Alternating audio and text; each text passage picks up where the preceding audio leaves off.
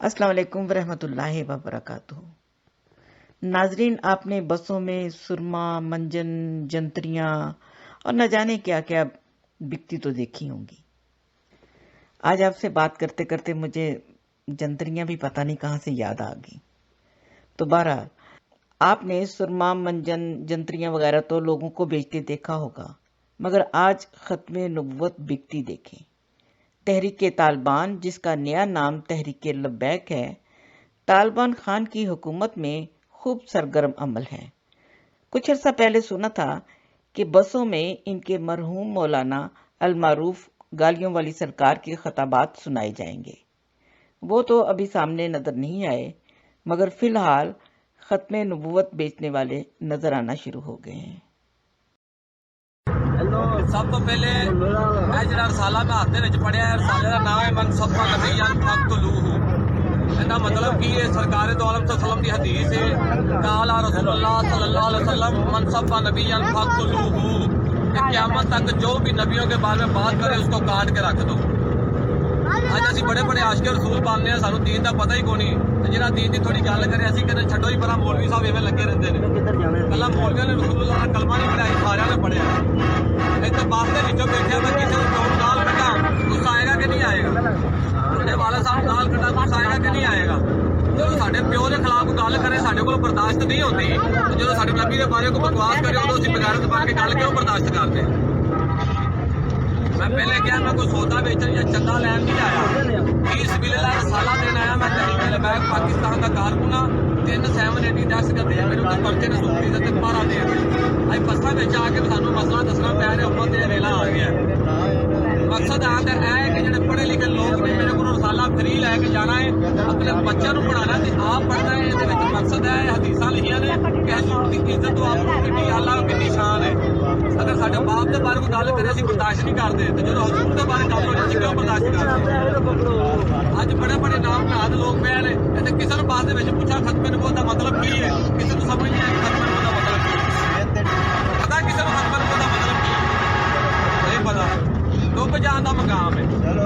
इमाम मालिक फरमांदे ने जिहड़ी उम्मत अपने नबी दी इज्जत पारा नहीं ना दे सकदी, वो उम्मत डुब के मर जावे, सारी मर जावे। ऐ लोग कहते हैं छड्डो ही परा, नमाज पढ़ ली ठीक है, नहीं तो मुसलमान का मतलब है नहीं। अगर सच्चे मुसलमान बनना तो रसूलुल्लाह के दीन वास्ते गर्दन भी देनी पैंदी।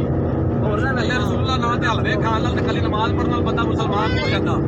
1200 सहाबी रसूल जिनके इमामां ने खत्मे नबुव्वत दी खातर शहीद होए, ते तुसीं ते मैं अज मुसलमान नबी दा कलमा पढ़ के असीं वोट देण लगे भी सोचदे खत्मे नबुव्वत दा गद्दारां नूं वोट दे रहे हैं, दूसरे रसाले ते चोरां नूं वोट दे रहे हैं।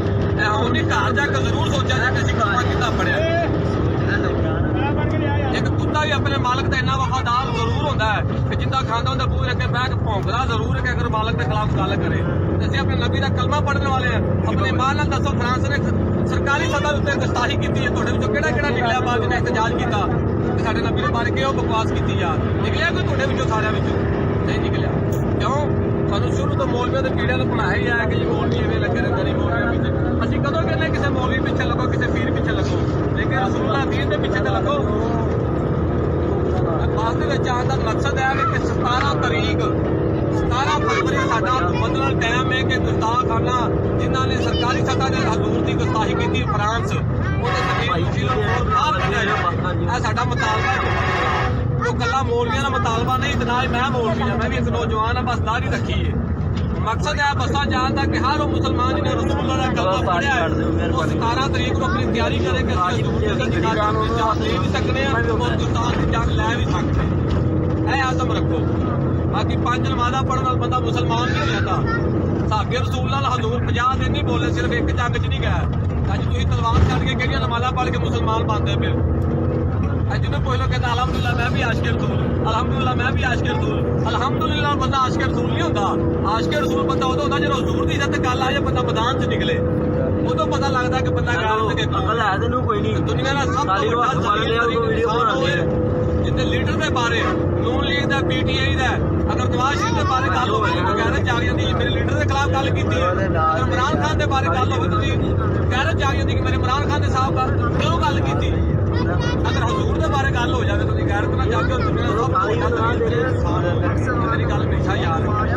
हजूर की इज्जत अगर हमला हो जाए ਉਮਤ ਖਾਮੋਸ਼ ਬਹਿ ਜਾਵੇ ਤੇ ਇਮਾਮ ਮਾਲਿਕ ਫਰਮਾਉਂਦੇ ਸਾਰੀ ਉਮਤ ਡੁੱਬ ਕੇ ਮਰ ਜਾਵੇ ਤੇ ਸਾਰੀ ਉਮਤ ਅਸੀਂ ਰਲ ਕੇ ਵੀ ਉਸ ਜਗ੍ਹਾ ਨੂੰ ਨਹੀਂ ਪਹੁੰਚ ਜਾਂਦੀ ਜੋ ਹਜ਼ੂਰ ਦੇ ਸਾਹਬਾਂ ਦੇ ਘੋੜੇ ਗੁਜ਼ਰੇ